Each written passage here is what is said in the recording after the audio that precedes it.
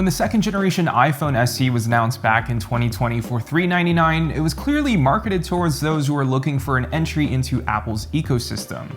With flagship phones ranging anywhere between $700 to over $1,000, this is a pretty enticing offer from Apple. Now, this third generation iPhone SE doesn't look all that different from that one, but it did get a slight price bump and updated specs. So, is it worth it?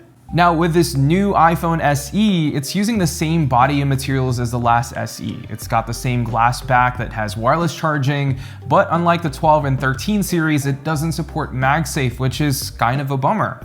It's still rocking a single camera, a 4.7-inch LCD display, Touch ID, and it now has 5G. But it also got a slight price bump to $429. Now, even though it's using the same chassis as the iPhone 8 or second gen SE, internally though, this is where it gets interesting. It now packs a 5G chip inside. It doesn't get the super fancy millimeter wave from Apple's flagship phones, but it still features sub 6 GHz 5G, which is the most common and available 5G network here in the US. Besides that 5G edition though, it now has the latest processor from Apple, the A15 Bionic processor, which is found on the iPhone 13. And it's not underclocked or anything like that. Now, what this means is that you're getting the best chipset available for the iPhone. Apps and games will launch faster, playing games are more fluid and looks a lot better, and you'll also get some of the newer camera features, which I'll talk about later in the video. But I personally haven't noticed any lag or app crashes since I've been using this for the past 72 hours.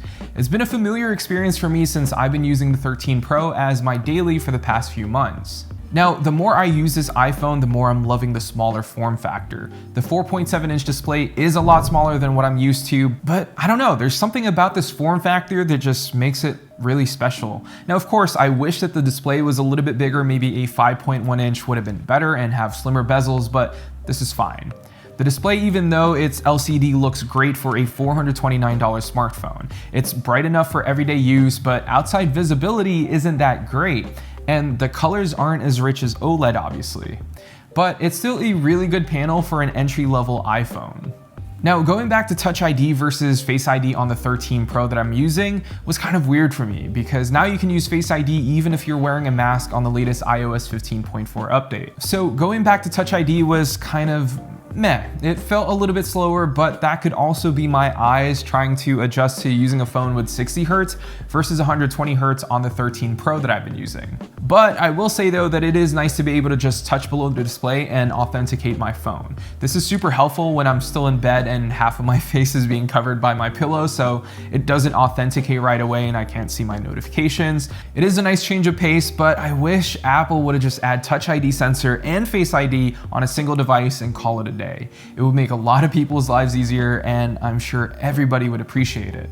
Now, the thing I don't really like about this phone is just how slippery it is in my hand. Just like the SE2, I guess I've just gotten used to the flat sides on the 12 and 13 series, and having a more rounded off phone makes the phone just a tad bit slippery for me. Now, I've always had issues of phones slipping out of my hand because of the metal and glass combo, so I'd either put a case or skin on it just to help alleviate those issues.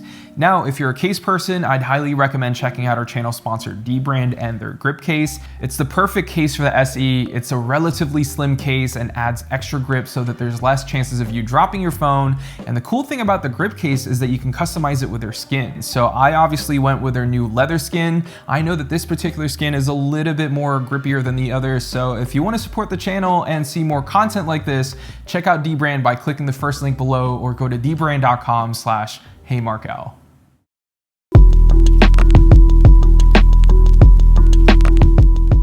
Alright, so one of the most important questions that I always ask myself whenever there's a new smartphone is how good is this camera?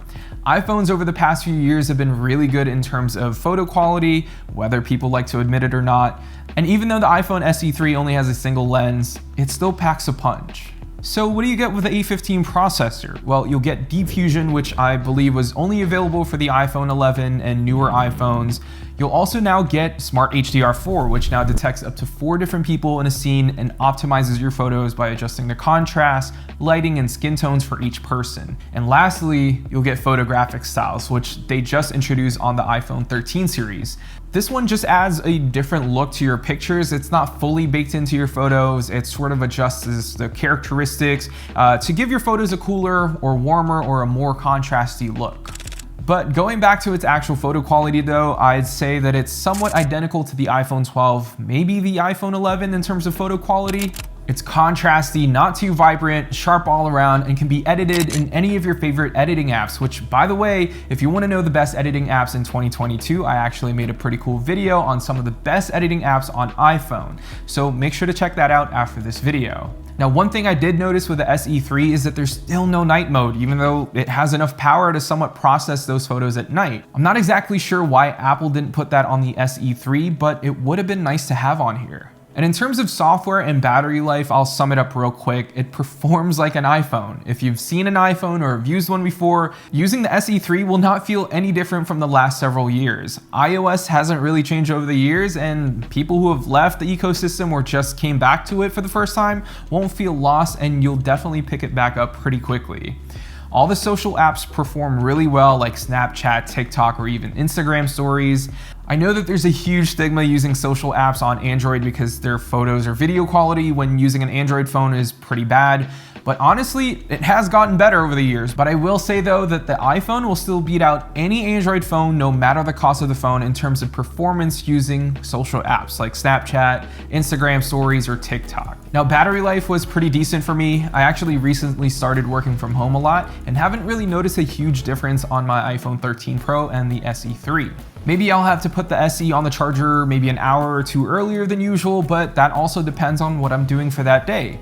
Your experience, of course, will be different than mine, so you'll probably have more battery left at the end of the day, or will have a lot less. But for me, I wouldn't necessarily say that the battery is terrible, it's just okay. But yeah, that's the iPhone SE 2022 in a nutshell. It's a brand new iPhone with the latest processor from its flagship lineup. It's really fast, it's got a familiar design, and you can pick one up for $429 with 64 gigs, which in my opinion is pretty garbage.